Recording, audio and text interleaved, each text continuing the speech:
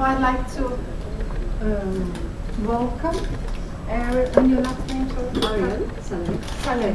I couldn't pronounce it. Ariel Salleh is a scholar in this subject, ecofeminism, and she has been very influential and still is in ecofeminism theory. When you try to look into ecofeminism, her name keeps popping up.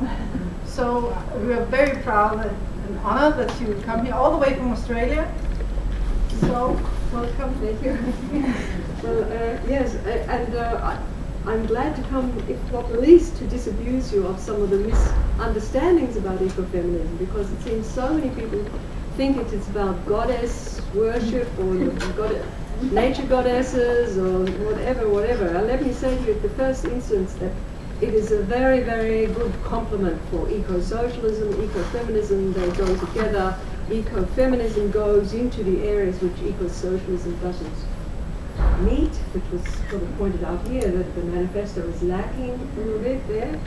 And perhaps if eco-socialism is dealing with the red and the green, and ecofeminism is reaching deeper into a long-term consciousness change, which would mean we would eventually have a politics covering all four of the key movements: workers, women, indigenous, and ecological. So it would be red, green, purple, and black. So how did ecofeminism start? It seems to kick off around about the 1970s, spontaneously on every continent, and it comes out of praxis. It comes out of ordinary, everyday women dealing with neighborhood pollution issues. To give you some examples, WARN, W-A-R-N, meaning warning, women of all red nations, which were American Indian women who were struggling against nuclear testing and so on their homelands. In Australia, many of us were involved in the in vitro fertilization, or exposing the project of in vitro fertilization and eventually surrogacy as, in our view, unsound. On Papua New Guinea, you had women in the highland areas battling against registration of their land, privatization of communal owned lands. In Britain, you had Women and Life on Earth, who were women who surrounded Greenham Common, where the US was putting its missiles and making a long-term peace encampment there. I think it's just recently closed down. Is it? Anyone have news of it? But so they are the sorts of things, and in each case, they are local, they are hands-on, they are lived politics, they are driven by women's historically attributed reproductive caring labours, which is what, under the patriarchal system, women are accorded those labours more or less exclusively. And from that experience, certain knowledges arrive, certain values arrive, and women are acting out. So it's the reasons behind this politics are historical. They are not anything to do with some innate feminine superiority or goddess characteristics or anything of that nature. So next time somebody says that, just set them straight for me, will you? I really had enough. So we're looking at something, a politics, which is a hybrid politics. It's both it's grassroots. It's actually a counter-globalization movement. Already from the beginning, it was resisting aspects of globalization almost before the word was out there. But it also involves, as women articulate and begin to analyze what they're doing, and now this is, we're looking, 35, 40 years ago, there has been a lot of articulation and analysis, and a very large literature, in fact, considerable literature of ecofeminism. And I've taught it in master's level, postgraduate level courses, and every year it's different and new, and the material is still coming out. So a grassroots movement and an ideology critique of patriarchal capitalist ideology.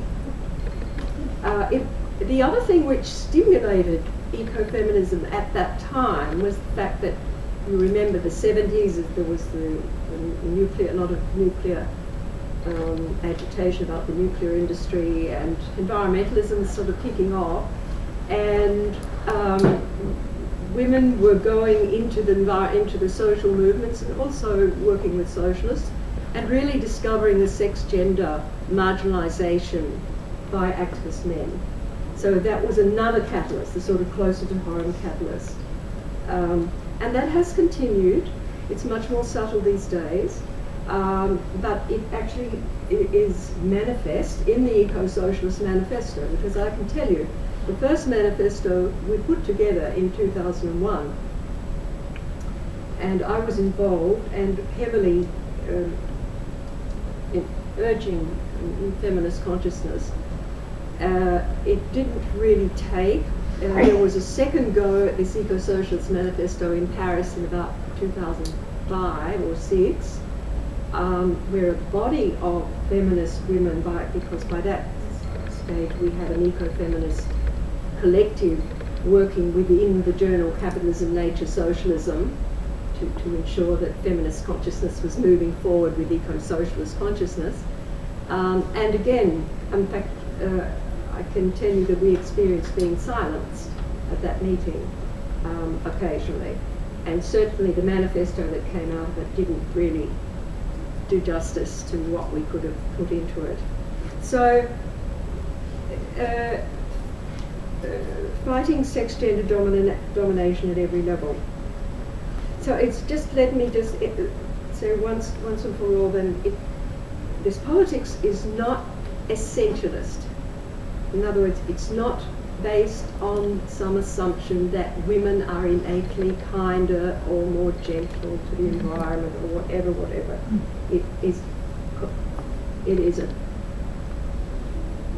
and the men are the opposite. It's not based on that at all. But it certainly is based on an expose and a critique of patriarchal capitalist ideology, and it grows out of examining women's reproductive labour and what the values that inhere in that, and the skills that inhere in that. Now, as women began to articulate their experience and the word ecofeminism came very quickly from nowhere in several decades ago, it was pretty well commonly felt that the first premise of this position was that the objectification of women and the exploitation of women and the objectification of nature and exploitation of nature went along parallel tracks. And perhaps some of the early statements, I'll just give you a few. Susan Griffin, 1978 from the USA, myself, 1984 from Australia, Maria Mies from Germany, 1986, Vandana Shiva from India, 1989, Mary Mellor from the UK, 1992. Just some very early formative statements. And all of us looked at variations of that first premise. And of course, the premise is about resourcing. It is about resourcing women's bodies, because from the outset, under patriarchal societies have always sought to control women's fertility as an economic resource, which it is, indeed it is. And of course we see it here in the meeting. Men who lean rightwards want to encourage women to have more, to reproduce more, and men on the left tend to encourage women to reproduce less. But in either case, there are patriarchal institutions are set up to control women's fertility. And the other aspect of the resourcing of women's bodies, of course, is the care work they do and how that leads on to their unequal opportunities in the public, in society at large. I'll just I want to put up a quick little slide, which is kind of a sketch. It's not. It's like an X-ray or of what patriarchal ideology looks like, and how it is. All right. So starting with Aristotle and the great chain of being, which gets embedded in all kinds of European knowledges. We have inherently hierarchical society. Power is held by those at the top, and rights are held by those at the top. Those at the bottom are treated as resources and carry most responsibilities.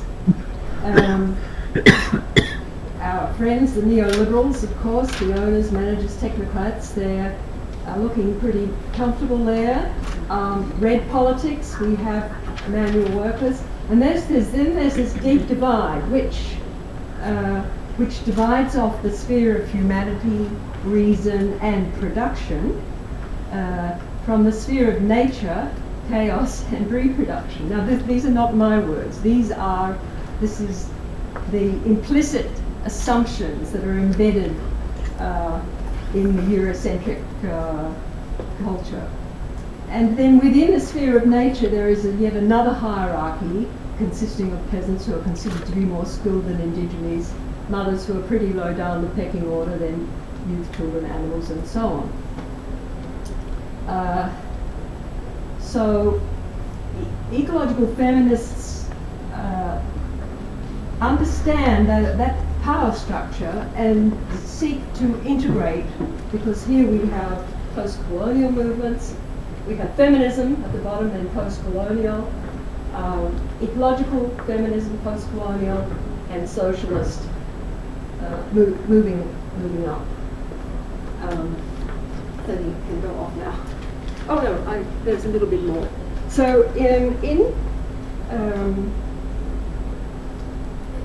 as you can see, men in the Eurocentric patriarchal tradition are more or less understood as part of humanity proper, but women, of course, part of nature. And you always hear this thing about women being closer to nature, or the animal nature of women, or the abusive words of women are always animal terms, and so forth.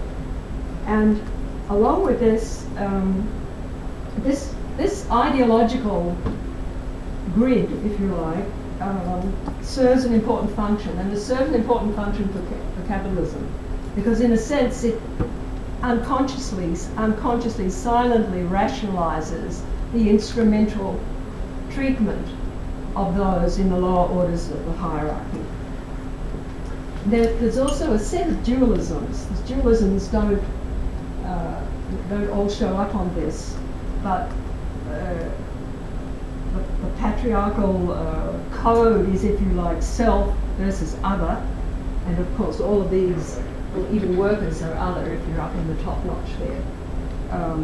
Man versus woman, white versus black, capital versus labour, or over, humans over nature, mind over body, clean over dirty, north over south, 1 over 0. So there's I call it the 1-0 code. It's that which is accorded 1 has value, and that which is 0 is below the sphere of nature.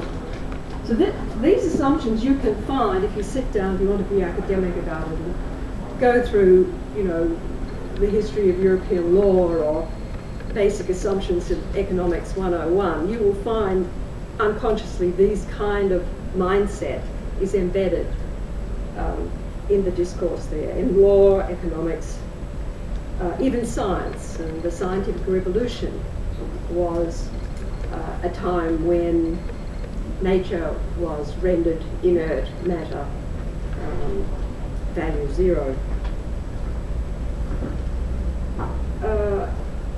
Now, ecofeminists, as I said, are still writing, still doing academic work. And just to pick a few samples of ongoing studies, I would refer you to Carolyn Merchant's work, published in 1980, which is an ecofeminist examination of Enlightenment's Baconian science, the the move from nature as living organism to nature as mechanism, which of course involved eliminating witches, eliminating women who had midwifery knowledge of herbs and so forth, and leading to the establishment of the British Royal Society and the medical profession and so on. So these kind of patriarchal institutions are all interconnected with the rise of the state as well, was implicated in that scientific revolution, which is something that bears examination, the relationship between science and the state.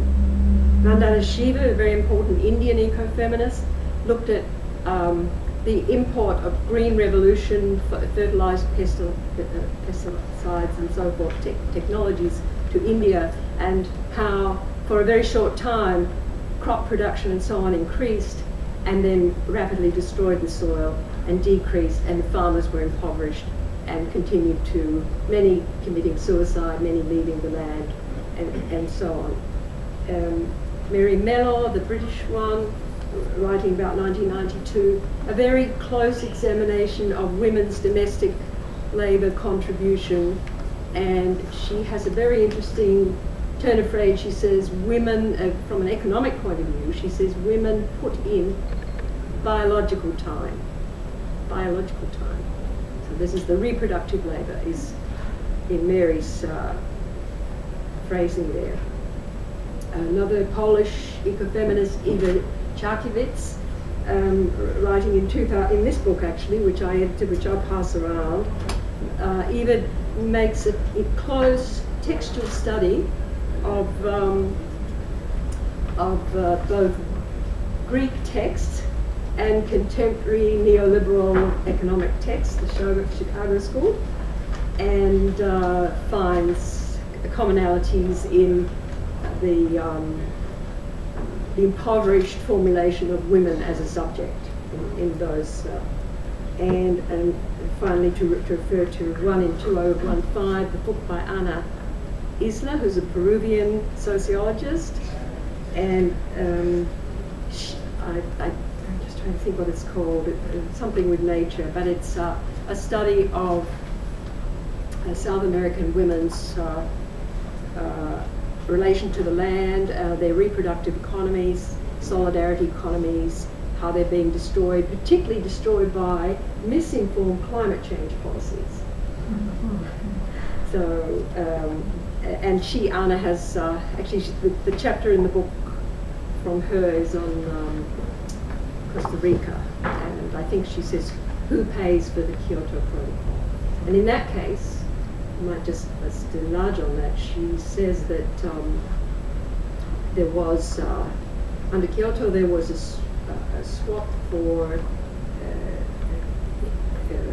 forests being virtually taken away from those who made their living in forests in order to allow the forests to be carbon sinks, and the people were actually driven out of their livelihood in the forest areas, and they end up drifting to the cities where there's no employment for them, and eventually the women have to go into prostitution to feed their families, and even the children into sex tourism. So the global north wins twice. They win, first of all, on their resource appropriation, and secondly, they win on their sex tourism when they go down there and exploit these victims of their own lifestyle. So that gives you a little quick overview there. In looking at the red and the green, in the journal Capitalism, Nature, Socialism, if you look around about 2005-2006, I edited a special issue which took some ecofeminist texts and invited eco-socialist men, our colleagues, editors and others, to read the women's texts, engage with them, comment on them, and then the women had a right of reply. So that made up almost a complete special issue. And I really hoped that we could really get some engagement here and get something going, but it falls away, and where are we 10 years later? Really, there is not very much, there's certainly very few men that I know are using ecological feminism analysis themselves, or reading it. Now, the important thing, and it's often hard to get this through to Marxists, is that really capitalism is a pretty new thing. It's only 300 years old, whereas patriarchal social relations go back tens of thousands of years. So if you put this to a socialist, they'll say, oh no, women's exploitation is a subcategory of capitalism. If you try to explain that capitalism may actually be a modern variation of patriarchal relations, you're accused of not being historical, which I find really quite curious. And I think there's no doubt that that we need to use the hybrid term capitalist patriarchal, because the patriarchal system rewards masculinity, and even socialist constructs, even in Marx, are not sufficiently emancipated from some of this as well. So ecological feminism cuts beneath other political fault lines.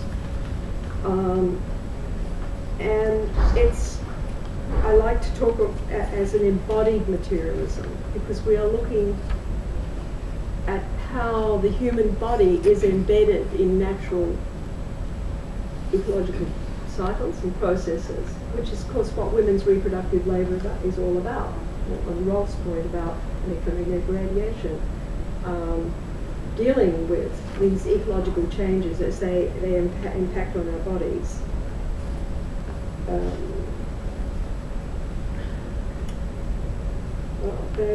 I think there are other socialist critiques that I could go into, but they're things people can read about.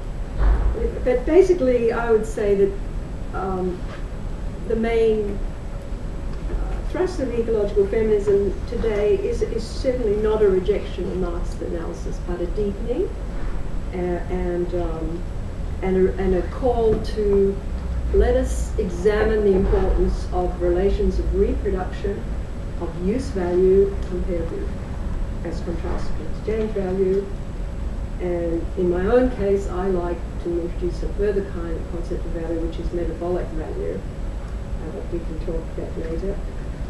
And it's clear that women's labour could not occur, capitalism could not occur without women's generation of a surplus in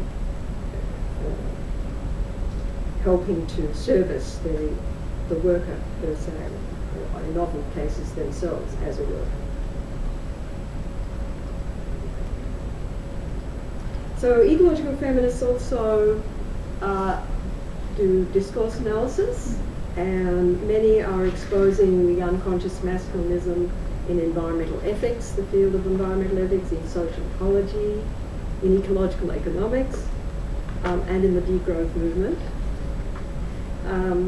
Just to give a couple of examples, in James O'Connor's thesis of the second contradiction, which simply says that capitalism undercuts its own material conditions of existence, he does not extend that into seeing the contribution that women make into the generation of the capitalist surplus. Or if you take John Bellamy Foster, who's another important eco-socialist thinker, who discusses the metabolic rift. Marx said that as capitalism expanded and the rise of cities, there was a split, a break, a fracture between urban consumption and the natural cycles, the resource cycles of the rural environment that it drew from all the time. And Foster's important because he identifies that within Marx's writing. So there are, and of course Marx himself was engaged with some of the Russian scientists in terms of understanding ecology. He was also disagreeing with them, but there is an important literature in terms of the red-green origins which can be examined there. So, the present conjuncture of military terror, systemic death, domestic violence, child sexual abuse, species extinction, peak water, and global warming elicits responses from workers, women's, indigenous, and ecological movements. But each of those is simply a single issue response, unless we can find a common denominator for them to help them to articulate their politics, much like as Peter was saying. It's Peter, huh? Yeah. And this, I think, is where the concept, the centrality of social reproduction is really valuable. It can unify the movements.